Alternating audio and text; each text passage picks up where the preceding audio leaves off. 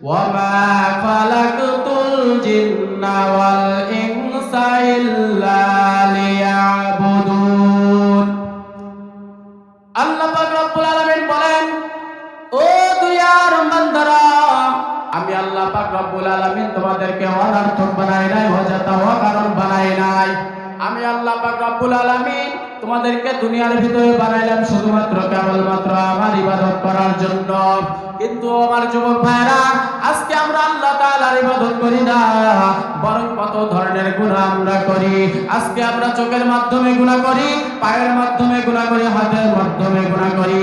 আর যদি আমার আপনার গুনার খবর যদি আমার মা জানতো, মা কখনো আমার আপনার জন্য খাবার তৈরি করে রাখতো না। আজকে যদি আমার আপনার গুনার খবর আমার বাবা জানতো, তাহলে কখনো আমার আপনার জন্য কোনো সময় টাকা পেছনে খরচ করতো না। আজকে যদি আমার আপনার গুনার খবর যদি আমার গ্রামের মানুষেরা জানতো, তাহলে কখনো আপনাকে সিনের পাত্র বানাইতো না। কিন্তু আমার আপনার গুনার খবর দুনিয়ার ভিতরে কেউ না জানলেও আমার আপনার খবর জানে আমার আল্লাহ। কথা কান ঠিক কিনা? আপনি গোপনে গুনাহ করবেন, আল্লাহ পাক দেখছেন।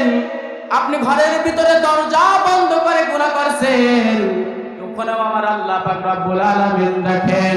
ও দুনিয়ার মুসলমান ইমানদার আল্লাহর গোলাম, আজকে তুমি দুনিয়ার ভিতরে যদি তুমি মায়ের কথা না শোনার কারণে মা তোমারে দূর দূর করে তাড়াইয়া দেয়, আজকে বাবার কথা না শোনার কারণে বাবা তোমারে দূর দূর করে তাড়াইয়া দেয়, আজকে যদি তুমি সমাজের ভিতরে একটা খারাপ কাজ করে বসো, তাহলে গ্রামের সমস্ত মানুষগুলো তোমারে দূর দূর করে তাড়াইয়া দেয়।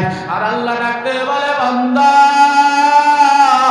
দুনিয়ার সবাই তোরে দূর দূর করে তাড়াইয়া দেয়, কিন্তু আমি আল্লাহ তোরে দূর দূর করে তাড়াইয়া দিব না।